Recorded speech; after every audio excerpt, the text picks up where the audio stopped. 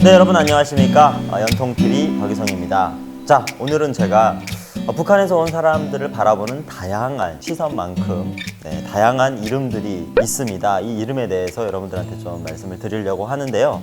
사실 북한에서 온 사람들의 이 부르는 이름을 얘기를 하려면 1940년대부터 올라가야 될 것 같아요. 이제 45년 8월 15일에 우리나라가 강복을 맞이합니다.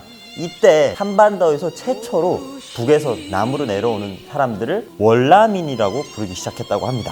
그리고 이후 한국 전쟁이 발발을 하고 나서 군사 분계선으로 가로막히게 되죠. 이 군사 분계선을 넘어오는 이런 사람들이 2000년 초반까지 기순용사라고 불렀습니다. 기순용사들은 대부분 남성들이고 굉장히 극소수의 사람들이었죠.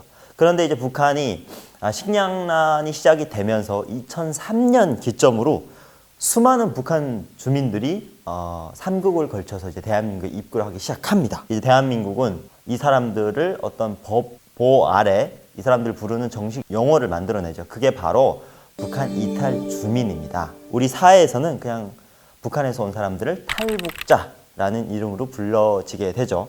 근데 사실 여러분 생각해 보시면 탈북자 어감이 그렇게 좋지 않습니다. 자, 공식 석상에 나가서 자, 탈북자 박유성 씨를 소개합니다.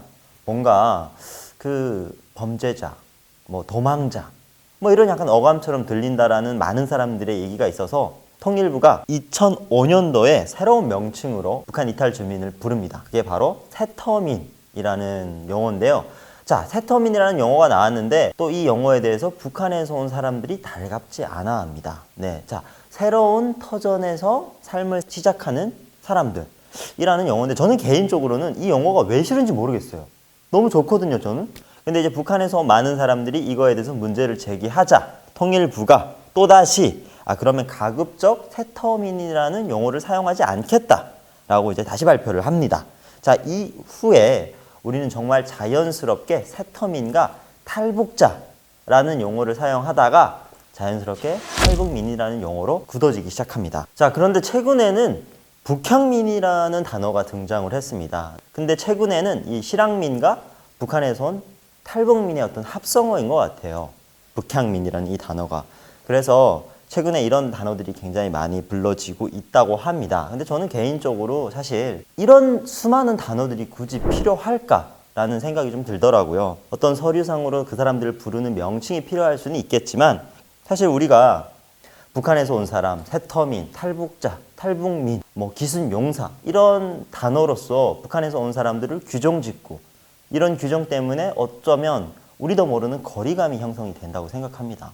그래서 저는 개인적으로는 정말 북한에서 온 누가, 북한에서 온 박유성입니다. 아니면 또는 함경북도 해령시에서 온 박유성입니다. 이렇게 소개를 할 때가 제일 편안하더라고요. 여러분들이 뭐 어떤 새로운 자리에 갔을 때 부산에서 온 누구입니다.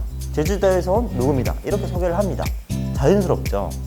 근데 꼭 북한에서 온 사람들은 어떤 북한이라는 지역을 세분화하지 않고 그냥 통 털어서 북한에서 온 사람, 탈북자 이렇게 규정을 짓기 때문에 우리가 아직까지는 탈북민과 그리고 또 남한에서 생활하는 많은 사람들과의 어떤 거리감이 좁혀지지 않는 것 같아요. 그래서 저는 개인적으로는 그냥 뭐 해령에서 온 누가, 해령에서 온 누구 이렇게 소개를 하는 이름이 제일 좋습니다. 그래서 자, 탈북민들을 바라보는 이런 다양한 시선 그리고 또 다양한 이름들이 있고 또 개인적으로는 저는 그런 이름이 어쩌면 많은 사람들한테 거리감을 유도할 수 있다라는 그런 개인적인 생각이 좀 들더라고요. 자, 그래서 오늘은 저는 그냥 함경북도 해령에서 온 박유성 이렇게 여러분들한테 소개를 하면서 마치도록 하겠습니다. 그럼 다음에 또 뵙겠습니다. 감사합니다.